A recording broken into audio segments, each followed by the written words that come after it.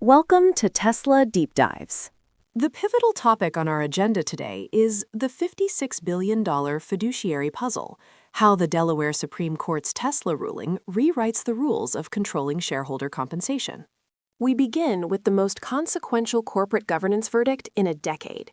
The Delaware Supreme Court has reinstated Elon Musk's legendary 2018 pay package, a deal originally valued at $56 billion that now sits at approximately $139 billion in stock options.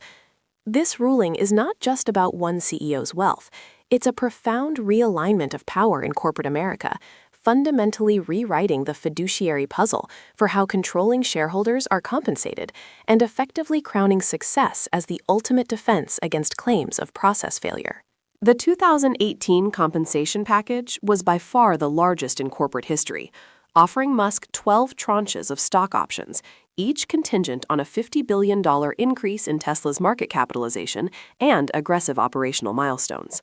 At the time, Tesla's market cap was around $45 billion. To earn the full award, the company needed to hit $650 billion, a feat many analysts called unfathomable. But Musk delivered. Between 2018 and 2024, Tesla's market value exploded past the $1 trillion mark, meeting every one of the 12 targets. The legal battle began with plaintiff Richard Tornetta, an investor who held just 9 shares. In 2024, the Chancery Court, led by Judge Kathleen McCormick, voided the package, ruling that Musk was a superstar CEO who dominated the process, and the board was not truly independent. The court invoked the entire fairness standard, Delaware's most onerous test, finding a breach of fiduciary duty because the board failed to prove fair dealing or fair price due to conflicted directors and inadequate shareholder disclosure. The Supreme Court's unanimous 49-page ruling on December 19, 2025, agreed with the Chancery Court's finding of board conflict, evidenced by the award of $1 in nominal damages. However, the High Court's monumental shift was on the remedy. It deemed total rescission improper and inequitable, reasoning that such a penalty leaves Musk uncompensated for his time and efforts over a period of 6 years, after he fully performed and stockholders were rewarded. This elevates the weight of a subsequent successful performance outcome over an initial flawed process. The visual showing TSLA's rise. The bullish camp, led by Musk, celebrated immediately, with the CEO posting "Vindicated" on X.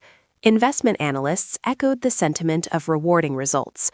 Gene Munster of Deepwater Asset Management stated the win is significant because he gets control faster, as the options will increase Musk's stake from approximately 12.4% to 18.1% of the expanded share base. Critically, the reinstatement allowed Tesla to avoid a potential $26 billion accounting hit over 2 years from replacing the award at current market prices. The skeptical view emphasizes that the core governance issues were not cleared. Lawyers for the plaintiff stated they were proud to have participated in the historic verdict below, calling to account the Tesla board and its largest stockholder for their breaches of fiduciary duty. Corporate governance experts caution that this decision is a warning for boards, suggesting they better have a compensation process free from the kind of conflicts we saw in this case. Charles Elson, corporate governance founder. The court effectively confirmed the board was too cozy, but chose not to enforce the highest penalty. The new precedent suggests a practical limit to the entire fairness doctrine's punitive power when high-stakes performance is delivered. For founders or controlling shareholders, this ruling creates a de facto success ratification shield. While courts will still find a breach for conflicted processes, they may be unwilling to undo performance-linked compensation post-success. Brian Dunn of Cornell University noted that the Supreme Court was reluctant to get between the shareholders and the decisions that they make, validating the overwhelming shareholder support, including the second re-ratification vote, over technical governance procedural flaws. For massive performance-tied executive incentives, despite the acknowledged double-edged sword risk to long-term governance integrity. The reinstatement of the 2018 package makes the newer potential $1 trillion pay package, which shareholders approved in November 2025, largely defunct, eliminating the existential question mark hanging over Tesla's leadership.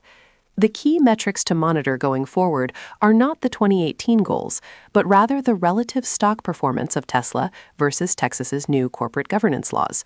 Any future governance-related lawsuit will now test the strength of the Supreme Court's remedy over process rationale against the stringent legal reforms enacted in Delaware following this backlash.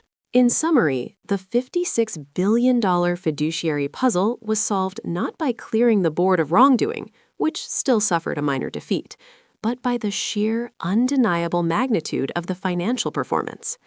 The Delaware Supreme Court has sent a clear message to corporate boards. Process matters, but when dealing with a superstar CEO who delivers $1 trillion in value, the punitive remedy of total rescission is off the table, effectively recalibrating the risk tolerance for high-reward, conflicted controller compensation structures across the entire U.S. public market. Let me know what's your thoughts and leave your comments. Thank you for joining us for this crucial deep dive. To ensure you never miss a pivotal analysis, please like the video, subscribe to the Tesla Deep Dives channel, and hit the notification bell. Your engagement fuels our critical research.